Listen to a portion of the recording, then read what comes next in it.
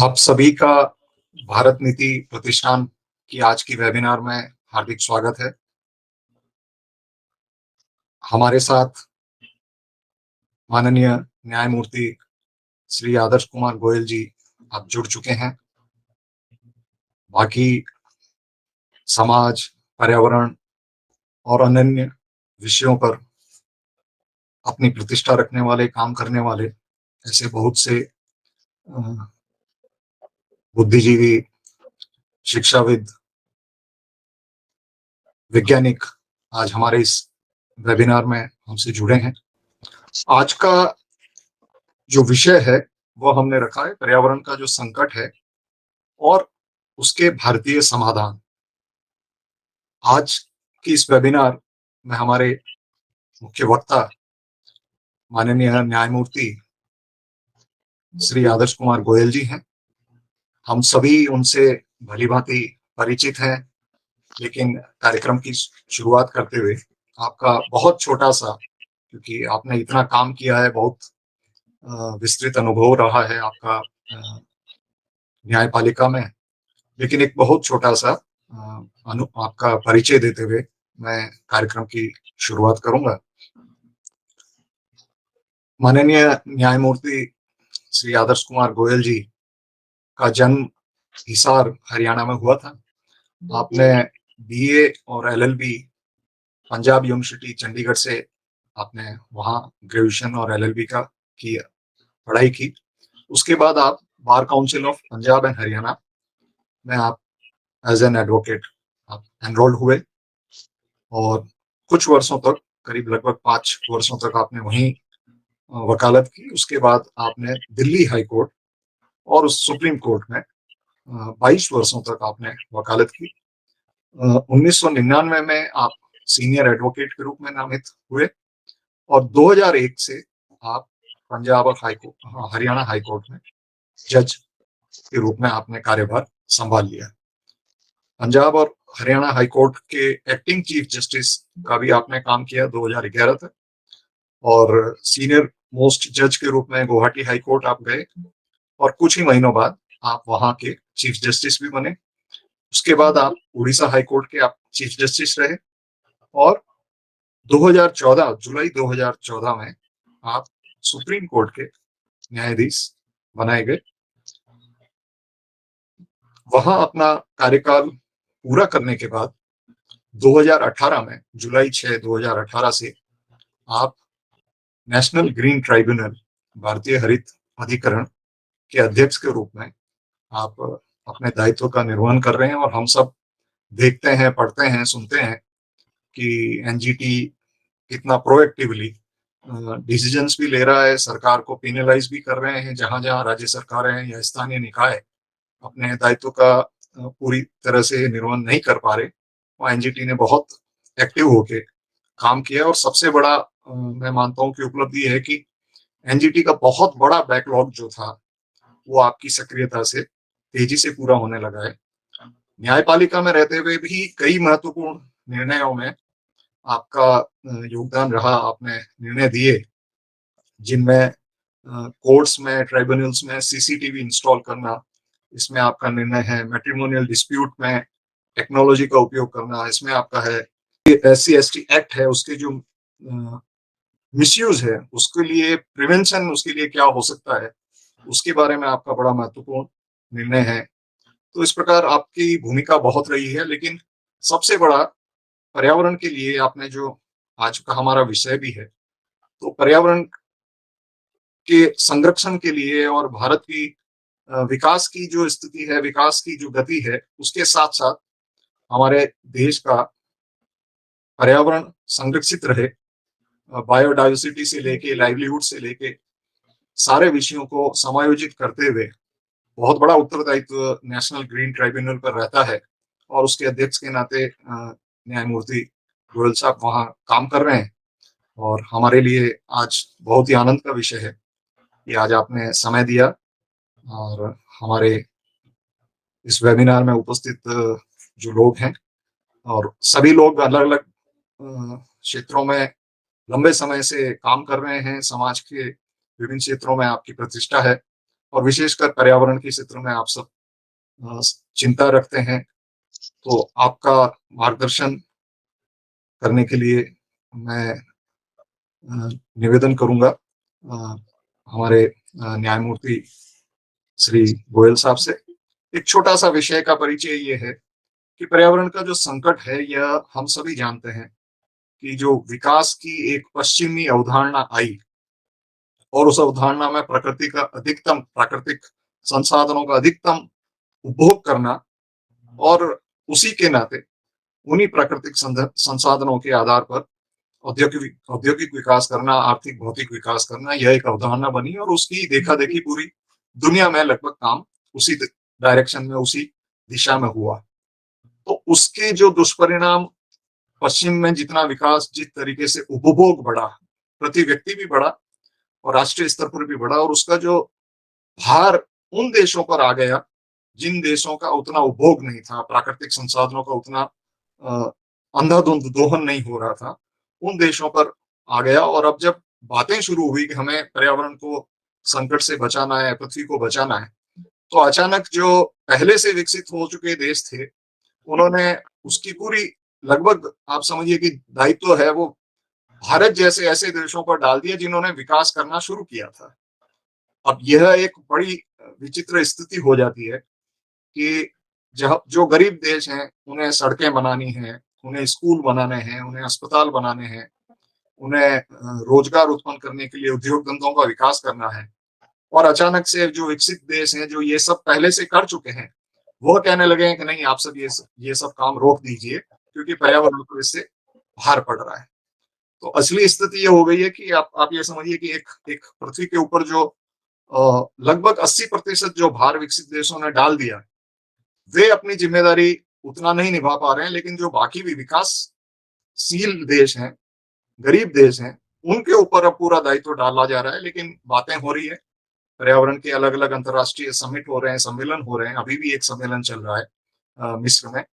तो इन मुद्दों पे भारत ने अपना बड़ा पक्ष रखा है, लेकिन हम उससे भी परे आज निवेदन करूंगा मैं न्यायमूर्ति गोयल साहब से कि ये जो भारतीय समाधान है, इसके दो पक्ष हैं। एक तो हमारी जीवन शैली में, हमारे हमारे समाज के, हमारी हमारी अब तक का जो दर्शन रहा है, उसमें हम भारतीय समाधान क्या दे सकते हैं जो आज मानवता के सामने पर्यावरण का संकट है। और दूसरा कि कानूनी दृष्टि से और पॉलिसी के लेवल पर, नीतियों के लेवल पर हम दूसरा क्या समाधान दे रहे हैं और दे सकते हैं। ये दो विषय हैं। मेरा निवेदन है माननीय न्यायमूर्ति श्री आदर्श कुमार गोयल जी से, कृपया अपना आप उद्बोधन प्रारंभ करें। माननीय दत्ता जी ज्वाइन किए, प्रणाम दत्ता जी, आपका स्वागत है। गोयल साहब, सर जी, प्रणाम सर। धन्यवाद सभी डॉक्टर कुलदीप रत्नू जी और भारत नीति प्रतिष्ठान से जुड़े हुए आज के कार्यक्रम में सभी उपस्थित सज्जनों को मेरा सादर प्रणाम। सबसे पहले तो मैं डॉक्टर कुलदीप रत्नू को का धन्यवाद करना चाहूंगा कि आपने मुझे ये अवसर दिया कि इस विषय पर, जो बड़ा ज्वलंत विषय आज के दिन हो गया है, जलवायु परिवर्तन और भारतीय समाधान। भारतीय समाधान एक विषय है और जलवायु परिवर्तन अपने आप में विषय है, इसके ऊपर विश्व में चर्चा हो रही। जलवायु परिवर्तन क्या है, इसको हम सब लोग समझते हैं। कोई इसमें कॉम्प्लिकेटेड बात नहीं है इसको समझने में, क्योंकि अधिकतर जलवायु या क्लाइमेट का कनेक्शन टेम्परेचर से लगाएगा। कितने डिग्री टेम्परेचर हो गया, और ग्लोबल वार्मिंग भी इस सब्जेक्ट के साथ जुड़ा हुआ है, यानी टेम्परेचर बढ़ रहा है। ऐसे टेम्परेचर अलग अलग स्थान पर अलग होगा, किसी क्षेत्र में ठंडा होगा, किसी क्षेत्र में गर्म होगा। तो ये तो डिपेंड करता है उस क्षेत्र की लोकेशन का, कोई पहाड़ों पर ठंड रहती है, कोस्टल एरियाज में एक जैसा रहता है, तो कहीं गर्मी ही रहती है, और विश्व में अलग अलग स्थानों पे अलग अलग टेम्परेचर है। तो ये एक टेम्परेचर कितना है, ये एक अलग विषय है। और ग्लोबल वार्मिंग या क्लाइमेट क्राइसिस, ये थोड़ा सा अलग है। ये क्या डिफरेंस सिर्फ इतना ही है कि जो वर्ल्ड की मेटेरोलॉजिकल साइंटिस्ट हैं, जो रिसर्च करते रहते हैं जलवायु के बारे में, उनको 1970 के आसपास में ये एक डिस्टिंक्ट फाइंडिंग दिखाई दी कि 1800, जिसको प्री इंडस्ट्रियल एरा जिसको बोला जाता है, प्री इंडस्ट्रियल एरा के कंपैरिजन में, उसकी तुलना में अचानक टेम्परेचर अचानक बढ़ गया। वो बढ़ा तो अचानक नहीं बढ़ा, धीरे धीरे, लेकिन उसका रियलाइजेशन एकदम अचानक हुआ, और उसको रेड फ्लैग किया कई पूरे देश के, विश्व के जो साइंटिस्ट हैं, उन्होंने उस बात की आवाज उठाई कि इस पर अगर आप ध्यान नहीं देंगे तो इसके परिणाम, इसके दुष्परिणाम मानवता पर, पूरी मानवता पर बहुत अधिक हो। और उनका कहना ये था, मानना साइंटिस्ट का, कि अगर 1800 में जो तापमान था और जो स्थिर चल रहा था 150 वर्ष तक, और अचानक जो बढ़ा है, वो अगर 1.5 सेंटीग्रेड बढ़ जाएगा, तो उसके कारण से पूरे विश्व में मेजर एडवर्स चेंजेस आ जाएंगी। ग्लेशियर्स मेल्ट होने शुरू हो जाएंगे, सी लेवल बढ़ जाएगा, फ्लडिंग हो जाएगी, स्टॉर्म्स हो जाएंगे, क्रॉप पैटर्न बदल जाएंगे, और सी लेवल बढ़ने से कोस्टल एरियाज के लोगों का लार्ज स्केल डिस्प्लेसमेंट होगा, पहाड़ों पर भी गर्मी होगी, और उससे फिर आगे वो परिणाम और ज्यादा, जब जलवायु बढ़ता, जब ये टेम्परेचर बढ़ता जाएगा, तापमान बढ़ता जाएगा, तो ह्यूमन लाइफ के ऊपर बहुत बड़ी उसके कारण दुष्परिणाम होंगे। जब इस बात का एहसास किया गया, तो साइंटिस्ट ने की कॉल पर वर्ल्ड के major countries, large number of countries, around 200 countries, 1972 में स्टॉकहोम में इकट्ठा हुए। कॉन्फ्रेंस हुई 5 जून 1972, और इस पर ये सहमति हुई कि हाँ, ये बात ठीक है कि ये क्राइसिस की सिचुएशन है क्लाइमेट, और इसके दुष्परिणाम सामने दिखाई दे रहे हैं, इस पे कोई किसी का कोई मत नहीं। तो क्या किया जाए कि एक्शन प्लान बनाई जाए, और इसका कारण है मेनली ग्रीन हाउस गैसेस का एटमॉस्फेयर में रिलीज हो, और ग्रीन हाउस गैसेस में मेजर है कार्बन डाइऑक्साइड। बाकी और भी गैसेस हैं, पर कार्बन डाइऑक्साइड एक मेजर है, और कार्बन डाइऑक्साइड का एक बड़ा सोर्स है कोल, और बाकी चीजों का भी कंबुशन या जलाना, कुछ भी चीजों को जलाना जिससे धुआं निकलता है, जिसमें कोल प्रमुख है। और कोल का उपयोग सब इंडस्ट्रियल एक्टिविटीज के लिए लार्ज स्केल पर कोल का उपयोग तब तक किया गया जिसको फॉसिल फ्यूल भी कहते हैं। तो इसको कंट्रोल किया जाए, और एयर पोल्यूशन को मापा जाए, एयर पोल्यूशन के मापने के यंत्र भी बनाए गए, और एयर पोल्यूशन के स्टैंडर्ड्स को भी डिफाइन किया। मोटे तौर पर इस बात पर एग्रीमेंट हुआ कि सस्टेनेबल डेवलपमेंट किया। सस्टेनेबल डेवलपमेंट का मतलब ये है कि आज की पीढ़ी की आवश्यकताओं को पूरा करते वक्त आने वाली पीढ़ी की आवश्यकताओं का भी ध्यान रखें। केवल एक ही पीढ़ी को रहना है फिर तो बात दूसरी है, अगर दूसरी पीढ़ियों को, आने वाली पीढ़ियों को रहना है, अगर हम अपनी जरूरतें पूरी करने के लिए सभी संसाधनों का प्रयोग इस प्रकार से करेंगे कि अगली पीढ़ी के ऊपर असर हो, यानी क्लाइमेट चेंज को रोकने के लिए ये जरूरी है कि हम अपनी आवश्यकताओं को सीमित करें, जरूरी आवश्यकताओं को पूरा करें, लेकिन विकास भी हो, पर विकास के साथ साथ संयम भी। और संयम, ये बैलेंस, इस प्रकार का संतुलन बनाया जाए कि संसाधन सुरक्षित रहे, पानी सुरक्षित रहे, नदियां सुरक्षित रहे, पहाड़ सुरक्षित रहे। लेकिन उनको एक खतरा जो सामने दिखाई दे रहा था, अब उसको पूरे 50 वर्ष हो गए हैं। 5 जून 1972 से 5 जून 2022 को 50 वर्ष हो गए हैं। 50 वर्ष में क्या डेवलपमेंट्स हुई हैं, इसको अगर हम बहुत ब्रीफली देखें, मोटा मोटी देखें,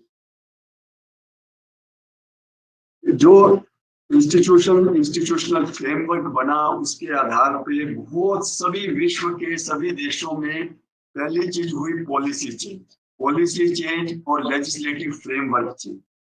भारत में 1974 में पहली बार पोल्यूशन बोर्ड बनी, जो ये देखेंगे, जिनका फंक्शन ये होगा कि क्या स्टैंडर्ड पानी के और वायु के और जमीन के हैं, और वो स्टैंडर्ड्स अगर वायलेट हो रहे हैं तो क्यों हो रहे हैं, कौन कर रहा है, उसके विरुद्ध क्या कार्रवाई की जाए, और फिर उसके आधार पर और रूल्स भी बने। 1976 में भारत के संविधान में भी संशोधन करके एक पॉलिसी फ्रेमवर्क में आर्टिकल 48 कैपिटल ए ऐड किया गया कि स्टेट की ये रिस्पॉन्सिबिलिटी होगी कि प्रदूषण का स्तर ना बढ़ने दिया जाए और पर्यावरण की सुरक्षा की। और 51A क्लॉज जी में ये भी संशोधन किया गया कि सिटीजन की भी ये रिस्पॉन्सिबिलिटी होगी कि पर्यावरण का संरक्षण किया। ये मेजर एक कॉन्स्टिट्यूशन अमेंडमेंट के माध्यम से, 42nd अमेंडमेंट के माध्यम से कॉन्स्टिट्यूशन में चेंज आए। इंटरनेशनल लेवल पर बहुत सी ट्रीटीज हुई 1972 के बाद भी, और 1988 में एक वर्ल्ड मीटियोरोलॉजिकल ऑर्गेनाइजेशन और यूनाइटेड नेशंस एनवायरनमेंट प्रोग्राम ने एक संस्था बनाई जिसका नाम है inter governmental panel on climate change, यानी IPCC। और उसके बाद डेवलपमेंट्स जो मेजर वर्ल्ड में होती रही, सबको मेंशन करना तो पॉसिबल नहीं है। 1984 में एक भारत में भोपाल गैस लीक हुआ, और उस गैस लीक के कारण 4000 लोगों की इंस्टेंटली मृत्यु हुई, और 5.5 लाख लोग, उनकी हेल्थ पर एडवर्स इफेक्ट हुआ। This was a major tragedy in the world. तो इन बातों को पुनर्विचार करने के लिए 1992 में एक रियो कॉन्फ्रेंस हुई दोबारा, ये देखने के लिए कि 20 साल के अंदर स्थिति कहाँ हुई है, और ये पाया गया कि स्थिति और गंभीर हुई है। 20 वर्ष में कोई सुधार होने की बजाय स्थिति ज्यादा गंभीर हुई। तो 1992 में फिर ये हुआ कि सबको एक कंट्रीब्यूशन हर साल पूछा जाए, सबको गोल दिए जाए, सस्टेनेबल डेवलपमेंट गोल्स क्या है वो डिफाइन किए जाएं, और वर्ल्ड लेवल पर भी ऐसा framework, legal framework, monitoring framework, sustainable development goals में क्या प्रगति हो रही है, इसका विचार विश्व में किया जाए। और 1995 में UN framework convention on climate change, ऐसा एक फ्रेमवर्क बनाया गया। उस फ्रेमवर्क के अनुसार हर वर्ष कॉन्फ्रेंस ऑफ पार्टीज, यानी पूरे विश्व जो उसमें पार्टीज थे उस ट्रीटी में, 1992 की ट्रीटी में 196 देश, वो और उनके प्रतिनिधि हर वर्ष इकट्ठा हो, और जो सस्टेनेबल डेवलपमेंट गोल्स तय किए गए हैं उसमें इंडिविजुअल कंट्रीज का कंट्रीब्यूशन क्या होगा, वो भी हर कंट्री को एक अपना एक्शन प्लान बनाने पर विचार हुआ। अपने अपने कंट्री में अपना एक्शन प्लान बनाए, और उस एक्शन प्लान के अनुसार क्लाइमेट चेंज जिस कारणों से हो रहा है उन कारणों को एड्रेस करें। 1997 में मेजर क्योटो प्रोटोकॉल में डिफाइंड एक्टिविटीज, हर कंट्री के डिफाइंड एक्टिविटीज उसमें डिफाइन की गई, और उसके बाद उसको रिप्लेस किया गया 2015 में पेरिस में 196 कंट्रीज में। उसमें ये पाया गया कि इसमें क्लाइमेट चेंज के विक्टिम जो कंट्रीज हैं उनका कंट्रीब्यूशन बहुत कम है, पर वो विक्टिम है। जैसे भारत है, भारत क्लाइमेट चेंज से सीरियसली अफेक्टेड है, क्योंकि भारत में 12 स्टेट्स कोस्टल एरिया में, और बहुत बड़ा कोस्टल लाइन 3 तरफ भारत के है, बहुत बड़ी आबादी है भारत। और उस आबादी की आवश्यकताओं को पूरा करने के लिए हमारे पास कोयले का बहुत बड़ा भंडार है, और कोयला हमारा मेजर सोर्स ऑफ एनर्जी है। अगर हम कोयले को बंद कर दें, आज हमें बिजली मिलना पूरी कंट्री के अंदर मुश्किल होगी, हम अंधेरे में बैठना पड़ेगा, हम 50 साल पीछे चले। और जो उसके अल्टरनेटिव्स हैं, एनर्जी के सोर्सेज हैं, सोलर एनर्जी है, विंड एनर्जी है, हाइड्रो एनर्जी है, न्यूक्लियर एनर्जी है, उनको टैप करना काफी एक एक्सपेंसिव एक काम है। तो ये एग्रीमेंट वर्ल्ड लेवल पर ये हो गया कि इसके लिए पैसा 100 बिलियन पर ईयर, जो है 100 billion US dollar per year, ये एडवांस्ड कंट्रीज देंगी।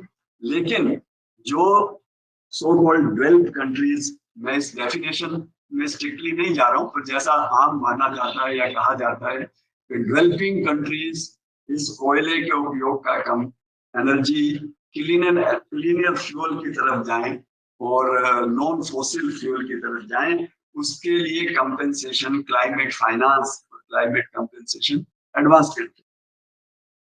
एडवांस कंट्रीज ने बहुत साल इंडस्ट्रियल एक्टिविटी करने के बाद, और उनकी जो इकोनॉमी है, काफी इकोनॉमी उनकी आगे होने के कारण वो अब जो पोल्यूटिंग एक्टिविटीज हैं उन्होंने उनको घटा दिया है, because they can afford to do it.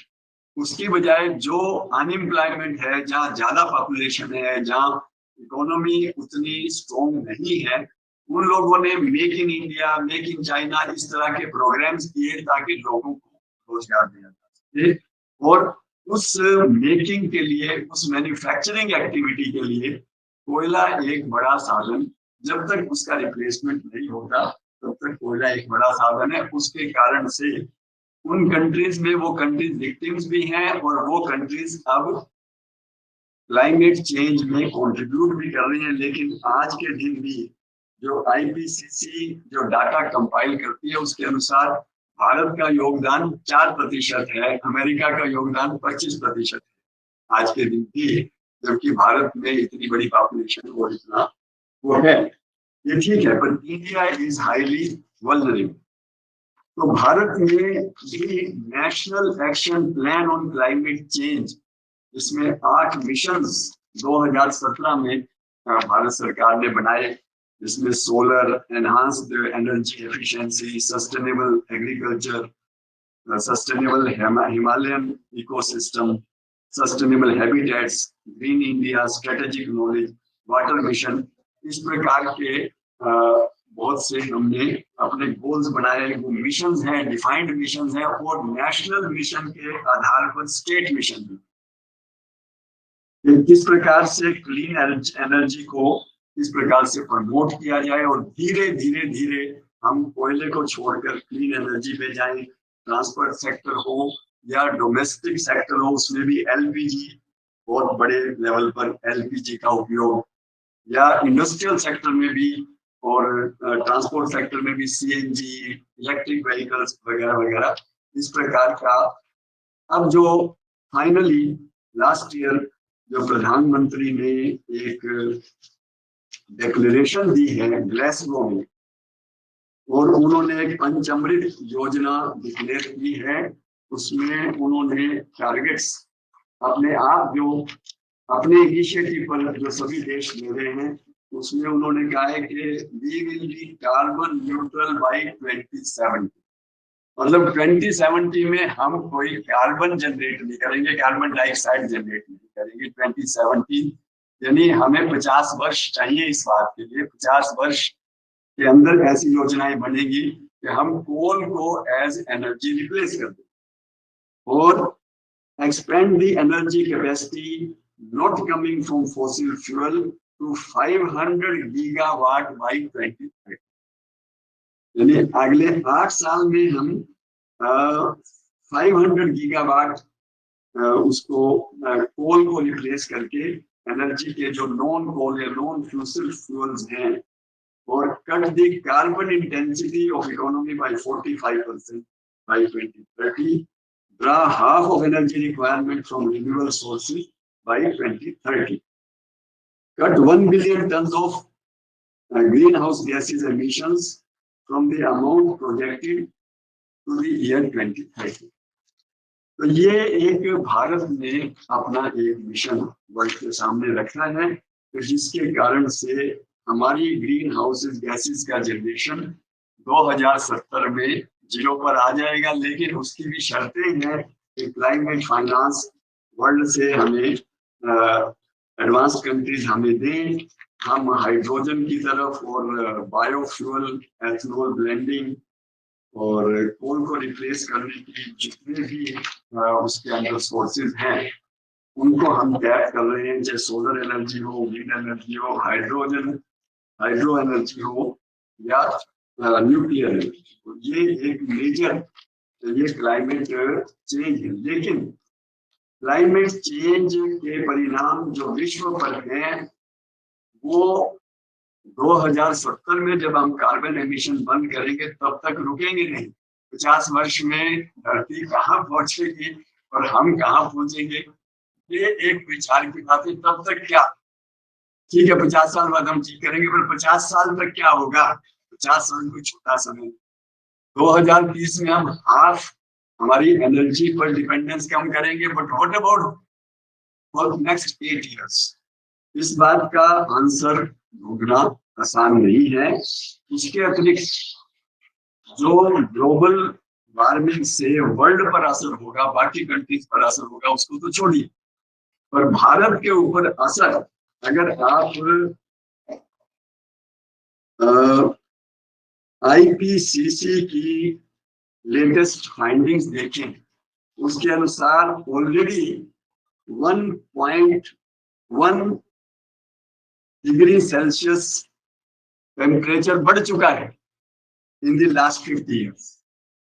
हमारा टारगेट था कि 1.5 ना बढ़ने दिया जाए। 1.5 हो गया तो एकदम बर्बादी हो जाएगी, पर 1.1 हो चुका है ऑलरेडी। तो इस बात की कोई गारंटी नहीं है कि 50 साल में 1.5 नहीं होगा, नंबर 1। नंबर 2, उसके दुष्परिणाम सामने अभी से दिखाई दे रहे हैं, आम आदमी को भी वो दिखाई दे रहे हैं। तो भारतीय जो समाधान की मैं बात पर अभी आऊंगा, लेकिन उससे पहले मैं छोटी सी बात ये रखना चाहता हूं कि ठीक है कोयला आपकी कंपल्शन है, वो वहां तक तो ठीक है कुछ लेवल का, उस बात को छोड़ भी दे, let us accept what we can't do, let us accept. पर बहुत पूरे कंट्री के अंदर कूड़े के पहाड़ पड़े। दिल्ली के अंदर हमने अगर देखा हो, गाजीपुर, भलसवा, ओखला, बहुत बड़े कूड़े के पहाड़, 3 करोड़ टन कूड़ा दिल्ली के अंदर इकट्ठा हुआ है, जिसको हम लीगेसी वेस्ट और अकोमुलेटेड वेस्ट बताते हैं।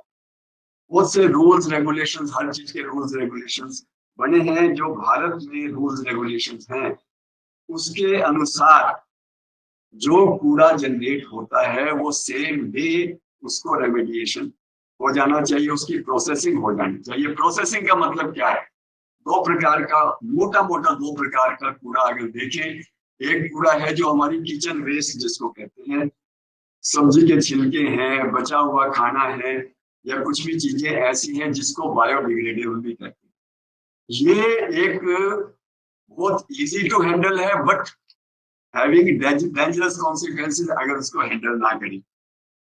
उसको इजीली खाद में कन्वर्ट किया जा सकता है, लेकिन और खाद के भंडार या खाद के सेंटर बनाना वेरी वेरी चीपेस्ट थिंग।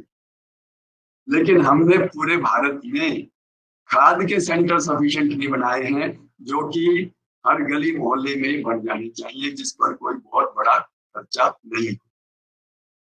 दूसरा है bio non degradable.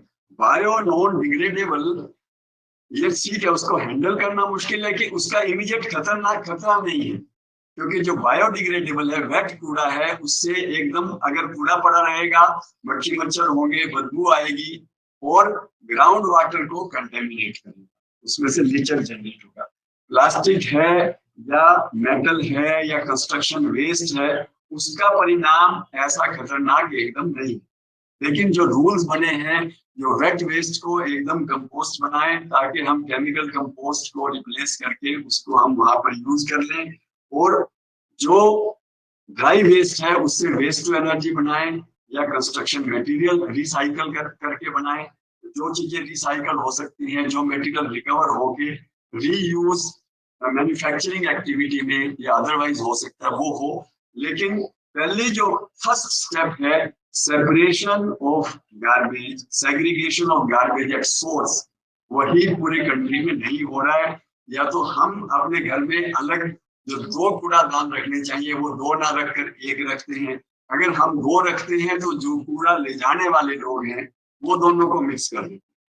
There are exceptions, कुछ जगह पे हो रहा है, एक आध सिटी में भी हो रहा है, सिटी में एज ए होल भी हो रहा है, और बाकी जगह कुछ स्तर पर हो रहा है। लेकिन यही एक बहुत बड़ी समस्या जिसको हम टैकल नहीं कर पा रहे, जिसके कारण पूरी कंट्री में 4000 के करीब कूड़े के ढेर लगे हैं। कूड़े के ढेर का दुष्परिणाम लोगों की हेल्थ के अलावा क्या है कि दिल्ली के अंदर ही, जैसे मैंने आपको बताया, 3 करोड़ टन कूड़ा है, और उसके नीचे जो जमीन है उसकी कीमत अगर देखी जाए, जो सर्कल रेट पर उसकी कीमत 10,500 करोड़ रुपए है, और उस कूड़े को हटाने का खर्चा 1,000 करोड़।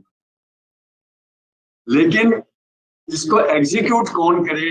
गवर्नमेंट मशीनरी उसको एग्जीक्यूट नहीं कर पाती पूरी कंट्री। एक बात। दूसरी चीज है जो नेचुरली जनरेट हो रहा है, मैं ग्लोबल वार्मिंग से थोड़ा सा हट भी रहा हूं और ये उससे कनेक्टेड है, क्योंकि कूड़े से भी ग्रीन हाउस गैसेस निकलती हैं जो आम कार्बन डाइऑक्साइड से 23 गुना ज्यादा टॉक्सिक और ज्यादा इम्पैक्ट क्रिएट करती है क्लाइमेट में। दूसरी जो चीज है, जो सीवेज जनरल मतलब नॉर्मल वे में जो सीवेज जनरेट होता है घरों में, हमारा जो सिस्टम था उसमें ग्रे वाटर को और सीवेज स्लज को सेपरेटली हैंडल किया जाता था, और सीवेज स्लज को सीधा उसको मैन्योर में कन्वर्ट कर दिया जाता था, और ग्रे वाटर अपने आप ही पानी में मिलकर उसका रेमेडिएशन हो जाता। लेकिन अब जो बाथरूम स्टाइल बने हैं, वेस्टर्न कल्चर की जो बात है, उसमें हम सीवेज स्लज को और ग्रे वाटर को मिक्स कर देते। मिक्स करने से जो उसके अंदर सीवेज वाटर में जो सीवेज स्लज के अंदर बैक्टीरिया है वो मल्टीप्लाई हो जाता है, और उसके बाद हमने उन सारे सीवेज को नदियों से कनेक्ट कर, तो उसके कारण गंगा, यमुना या कोई भी नदी पवित्र नहीं बची। जितने नाले बरसाती नाला कैरी करते हैं उसमें बरसात का पानी है, पीने का पानी है, वो पीने का सारा पानी हमने कंटेमिनेट कर दिया।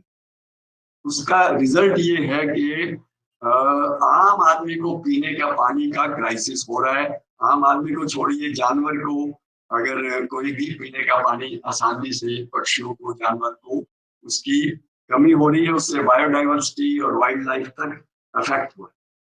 तो 2014 में स्वच्छ भारत मिशन, नमामि गंगे प्रोजेक्ट चले गए, उसके लिए बहुत बड़ा पैसा भारत सरकार ने एलोकेट किया, लेकिन जो स्टेट गवर्नमेंट्स को पैसा दिया गया उनका टारगेट सिर्फ था इस पैसे को यूटिलाइज करना, यानी इसका बिल पूरा बना देना या ठेकेदार से बिल पूरा बनवा देना और वो पैसा यूटिलाइज कर लेना। लेकिन समस्या का हल ये टारगेट किसी का नहीं हुआ, इसलिए वो पैसा खर्च होने के बाद भी समस्या, मोटा मोटी समस्या वहीं पड़ी है। जो 2014 में कूड़े के पहाड़ थे दिल्ली में, अब वो और बड़े हो गए हैं। 65 मीटर जो एक कूड़े के पहाड़ का गाजीपुर में 65 मीटर ऊंचाई है, जो कुतुब मीनार की 73 मीटर है। केवल 8 मीटर कुतुब मीनार से उस कूड़े के पहाड़ की ऊंचाई कम। और यमुना के अंदर सारा सीवेज, और हम देखते हैं झाग हैं, जो साबुन के झाग हैं, डिटर्जेंट के झाग हैं, वो उसमें दिखाई देते हैं, क्योंकि सारा वो हम यमुना में जाने से रोक नहीं रहे हैं। ये एक मैनेजमेंट की कमी है। अगर हम सीवेज को ट्रीट करें, बहुत बहुत महंगा काम नहीं है, सीवेज को ट्रीट कर दें, सीवेज स्लज को ट्रीट करके मैन्योर में उपयोग करें तो प्रॉफिटेबल है। नेट वैल्यू सीवेज की, net value cost of processing से ज्यादा है। और ट्रीटमेंट करने के बाद ग्रे वाटर को भी हम अगर खेती में लेकर जाएं, एक तो खेती में जो खेती की लैंड की सॉइल की फर्टिलिटी बढ़ेगी, और दूसरा नदियां खराब नहीं होंगी, पीने के पानी को हम कंटेमिनेट नहीं। लेकिन ये जो छोटी सी चीज है, अभी भारत सरकार ने पिछले महीने 1.44 लाख करोड़ इस काम के लिए स्टेट्स में बांटा है, ये कूड़ा हटाएं। लेकिन बहुत ही इस मामले के अंदर हम बहुत पीछे हैं। यानी हमारे पास रिसोर्सेज भी हैं, हमारे पास मशीनरी भी है, उसका उपयोग भी है, उस बात की ट्रेनिंग भी है, लीगल फ्रेमवर्क भी है, कोर्ट्स भी है। और जैसा आपने कहा एनजीटी भी है, मैं इसलिए एक्सप्लेन कर रहा हूँ कि कई बार सोचते हैं कि ये क्या एनजीटी कर रहा है कि 2000 करोड़ कंपेंसेशन, 3000 करोड़ कंपेंसेशन, ये क्यों स्टेट गवर्नमेंट पे लगाना है? क्योंकि कॉन्स्टिट्यूशन में भी और कानून में भी रिस्पॉन्सिबिलिटी स्टेट गवर्नमेंट्स के पास है। कोई भी आदमी सारे शहर के सीवेज को मैनेज अपने आप कर नहीं सकता, उसके पास अथॉरिटी भी नहीं है। और स्टेट्स का जो एडमिनिस्ट्रेशन चल रहा है वो ब्रिटिश एडमिनिस्ट्रेशन के टाइम से, people are not taken on board. Officer जो है वो, क्योंकि उसमें पैसा भी इन्वॉल्व है, पैसा उसके पास है, पैसा लोगों का ही है और समस्या भी लोगों की है, but people are not on board. ये एक प्रॉब्लम है जिसके कारण से हमने जो कंपेंसेशन हम लगाते हैं वो 2 करोड़ पर million litre water per day जो नदियों में जा रहा है बिना ट्रीटमेंट के, उसके लिए कंपेंसेशन स्टेट्स की अकाउंटेबिलिटी फिक्स करते हैं। और 300 रुपए मीटर जो गार्बेज है, तो उस रेट के ऊपर हम चल रहे हैं। निराधार ऐसा नहीं है कि कुछ भी किसी के ऊपर कर रहे हैं, और वो रुपया उन स्टेट गवर्नमेंट्स के पास ही जमा होता है और उनको कहते हैं कि अब इसको और कहीं खर्च ना करके इसी काम पे खर्च करें। अब मैं भारतीय समाधान के ऊपर आ रहा हूँ, क्योंकि बहुत से मॉडल विश्व के अंदर हैं और जो डिस्टिंक्ट इंडियन फिलोसफी और वेस्टर्न वर्ल्ड की फिलोसफी या बाकी कंट्रीज की फिलोसफी है, उसमें मेजर एक डिस्टिंक्शन है। क्योंकि सारा वेस्टर्न वर्ल्ड केवल मेटीरियलिज्म पर आधारित है, उनकी सारी पॉलिसीज और व्यक्ति को, मनुष्य को वो केवल एक शरीर समझते हैं और केवल लाइफ के मटेरियल एस्पेक्ट्स को वो एड्रेस, जो कि भारतीय संस्कृति में ये मानना है कि व्यक्ति केवल शरीर नहीं, उसके अंदर शरीर के अलावा उसके अंदर इमोशंस भी हैं, उसके अंदर बुद्धि भी है, उसके अंदर आत्मा भी है। तो सभी चीजों के बारे में विचार करना ये बड़ा आवश्यक है। तो ये एक भारतीय संस्कृति की देन है कि केवल मटेरियल एस्पेक्ट्स को मत देखिए, ये देखिए कि व्यक्ति उसकी बाकी जो उसकी इमोशंस का या उसके इंटेलेक्ट का या उसकी आत्मा का विकास, स्पिरिचुअल डेवलपमेंट जब तक नहीं होगी तब तक समस्याओं का हल नहीं निकलेगा। स्पिरिचुअल विकास ये है कि ये मेरा लाइफ, ये मेरी लाइफ, ये स्पिरिचुअलिज्म है। मटेरियल में ये है कि मेरी लाइफ, मुझे खुशी चाहिए बस, और कुछ नहीं। और दुनिया कहीं भी जाए मुझे कोई इस बात से मतलब नहीं है। और जो स्पिरिचुअल जिसका विकास हुआ है वो सारी दुनिया को एक समझता है, अपने आप को भी संसार का ही एक भाग समझता है और ये समझता है कि सभी सुखी रहे, सर्वे भवन्तु सुखिनः, सभी सुखी रहे तो मुझे भी उसमें सुख है। तो ये जो मिशन हमारे एडमिनिस्ट्रेशन में, हमारी गवर्नमेंट मशीनरी में ये मिसिंग हो गया है। वर्ल्ड में तो उस लेवल का पहले भी नहीं था, लेकिन अगर भारत को एक मार्ग दिखाना है विश्व को, तो ये जो स्पिरिचुअल विकास की तरफ एक ध्यान देना कि हम क्या कर सकते हैं। अगर ये हम ठान लें कि हमें क्या करना है और ये हमें क्लियर हो कि हम क्या कर सकते हैं और हम वो सब कुछ करेंगे जो मानवता के लिए आवश्यक हो, ये एक मिशन अगर है लाइफ में, मिशन टू सर्व पीपल, तभी ऐसी गंभीर समस्याओं का हल निकाला जा सकता है। हम इसी वजह से, इसी भावना से ही हम नेचर की तरफ देखते हैं। अब ये माना जा रहा है वेस्टर्न वर्ल्ड में कि nature should be conquered, nature should be exploited, इस प्रकार के वर्ड्स यूज होते थे, जो भारतीय संस्कृति में नेचर को माता पिता या भगवान का रूप में देखा जाता था और नेचर की शक्ति को हम समझते थे। अभी कोरोना के टाइम पे थोड़ा सा लोगों को ये एहसास हुआ है कि नेचर की पावर क्या है, और ऐसी इंग्लिश में भी सेइंग्स हैं, आप नेचर को एक्सप्लॉइट करेंगे तो नेचर आपसे बुरा बदला लेगी। आप नेचर को कंकर नहीं कर सकते, नेचर के साथ ही आपको रहना है, वनों के साथ ही आपको रहना है, नदियों के साथ ही रहना है। अगर आप सारे वन काट देंगे, बड़े बड़े हाउसेस बना देंगे, उससे जो क्राइसिस होगा, आप बड़े बड़े महलों में रहकर आपको सुख नहीं मिल सकता है जब तक नेचर को भी ना बचाएं। वाइल्ड लाइफ का भी बहुत, जानवरों का बहुत बड़ा महत्व है, जंगलों का बहुत बड़ा महत्व है, पानी के स्रोतों का बहुत बड़ा महत्व है, और लाइफ की प्रॉपर साइंटिफिक मैनेजमेंट और राइट अप्रोच, इसका बहुत बड़ा महत्व। ये मैं मोटा मोटी कुछ बातें मैंने आपके सामने रखी हैं। आपका बहुत बहुत आभार न्यायमूर्ति गोयल साहब। आपने विस्तार से विश्व स्तर पर पर्यावरण संरक्षण के लिए जो प्रयास हुए और उन प्रयासों में जो गति आई है वैश्विक स्तर पर, सरकारों के स्तर पर, जनता में भी जो चेतना आई है, उसके बारे में भी आपने प्रकाश डाला। और हमारे यहाँ जो समस्याएं विशेष रूप से बहुत ज्यादा परेशान करने वाली हैं, जिसमें आपने कूड़े के पहाड़ों का भी जिक्र किया, दिल्ली के और अन्य शहरों में भी उसका भी आपने जिक्र किया, और भारतीय मान्यताएं क्या रही है प्रकृति के बारे में, पर्यावरण के बारे में, और उनमें जो समाधान है उनके बारे में भी आपने थोड़ी चर्चा की। इन विषयों पे हम वापस आएंगे। कुछ हाथ उठे हैं, कुछ प्रश्न हैं, कुछ टिप्पणियां हैं, मैं उनमें से एक एक करके लेता हूँ। एक तो प्रियदर्शी दत्ता जी ने टिप्पणी की है कि जो स्टॉकहोम कॉन्फ्रेंस हुई थी 1972 में, उसमें दो ही प्राइम मिनिस्टर थे। एक तो जो होस्ट कंट्री के Swedish prime minister Olaf Palme, और दूसरा उन्होंने नाम लिया इंदिरा गांधी, जो भारत की प्रधानमंत्री थी। तो ये बताता है कि भारत की चिंताएं तब से ही रही हैं पर्यावरण के। हालांकि हमारा कंट्रीब्यूशन बिल्कुल कम रहा। ये जो कंट्रीब्यूशन इन द सेंस की डिटोरिएशन ऑफ एनवायरनमेंट में हमारा कोई रोल नहीं है, बहुत मिनिमल रोल रहा, लेकिन हमने हमेशा इस बात की चिंता की है कि हमें पर्यावरण संरक्षण पर ध्यान देना चाहिए, पूरी मानवता को उस पर चिंता करनी चाहिए। ललित सिंघानिया जी ने आपका स्वागत किया है। शिवाजी सरकार ने टिप्पणी की है कि it is ignoring the NGT is ignoring the problems of people. He has made a comment about trimming of trees. Trimming of tree in the West is an art. उनका कहना है पश्चिम में वो एक आर्ट है उसके लिए, लेकिन यहाँ भारत में कोई उसके बारे में क्लैरिटी नहीं है। जब भी कुछ ट्रिमिंग होती है तो पुलिस आकर कार्रवाई करना शुरू करती है, जो उनका काम नहीं है।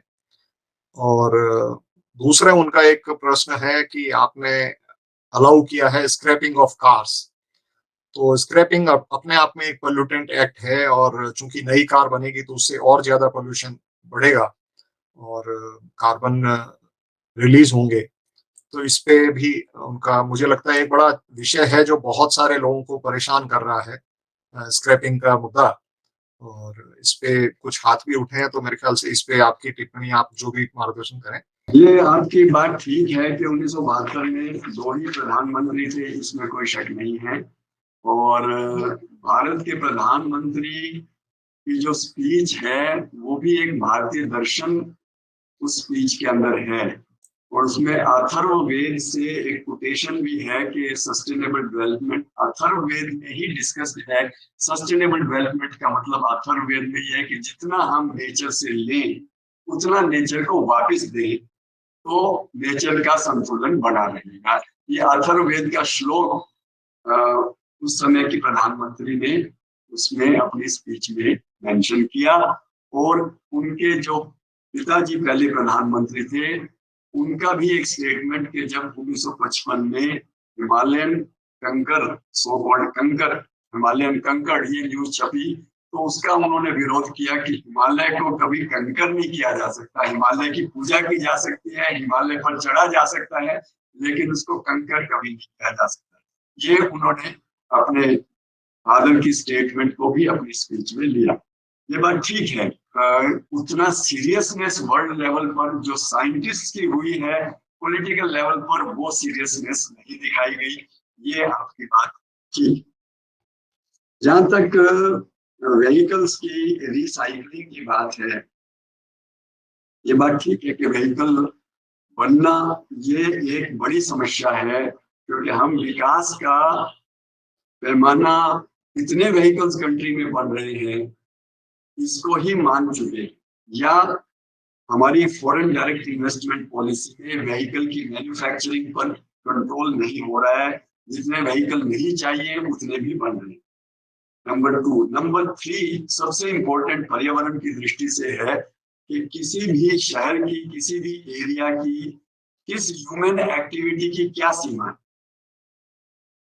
हम दिल्ली के बारे में विचार करें, कितने व्हीकल्स दिल्ली में लाए जा सकते, इस बारे में विचार, ठीक है। तो इसके ऊपर कोई सीमा किसी सरकार के लिए लगाना संभव नहीं है।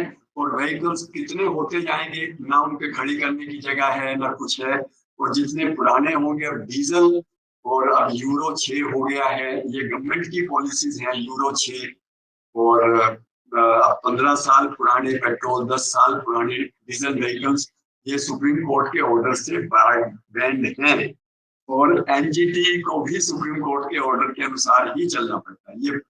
ये मतलब यहाँ के जो साइंटिस्ट और एक्सपर्ट्स के कहने पर कि पेट्रोल और डीजल वाले व्हीकल्स 15 और 10 साल के बाद बंद करने पड़ेंगे।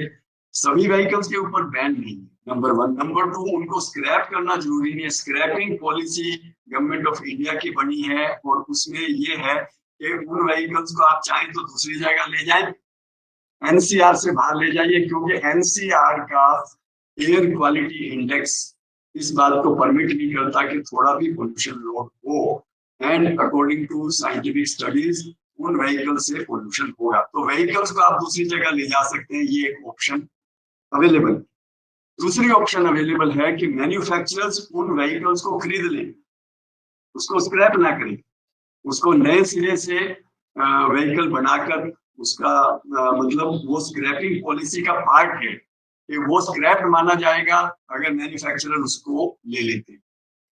तो बाकी ये ठीक है कि और कुछ रास्ता बचता नहीं है अगर, तो फिर स्क्रैप करना पड़ेगा। उस स्क्रैप को साइंटिफिकली किया जाए और ये इंश्योर किया जाए कि उसके जितने पार्ट्स को रीयूज किया जा सकता है। स्क्रैप का मतलब नहीं है कि सब चीज तोड़ी जाए, स्क्रैप का मतलब उसका जो जो उपयोग किया जा सकता है वो हो, लेकिन वो वाहन सड़क पर नहीं आ सकता।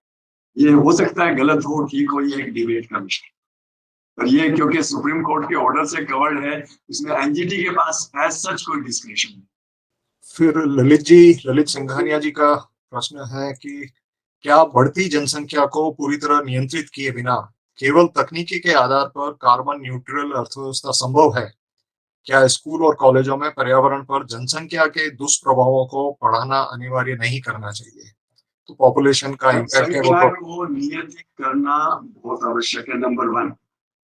लेकिन उससे भी बड़ा है हमारी policy planning, urban development planning कि डेंसिटी ऑफ पॉपुलेशन एक ही जगह पर बहुत ज्यादा करना, सैटेलाइट टाउन्स बनाना और वहां पर इतनी ट्रांसपोर्टेशन करना। उसकी बजाय अर्बन प्लानिंग ये बनानी पड़ेगी कि पॉपुलेशन एक जगह इकट्ठी ना हो, नंबर 1। नंबर 2, डिस्टेंसेस ट्रेवल ना करने पड़े, जो लोग जहाँ काम करते हैं वहीं पर उनके रहने का स्थान हो। इसके लिए थोड़ी जो पॉलिसी बनेगी उस पॉलिसी में सीरियस एप्लीकेशन ऑफ माइंड भी चाहिए, और वो एक मेजर शिफ्ट, पॉलिसी शिफ्ट होगा।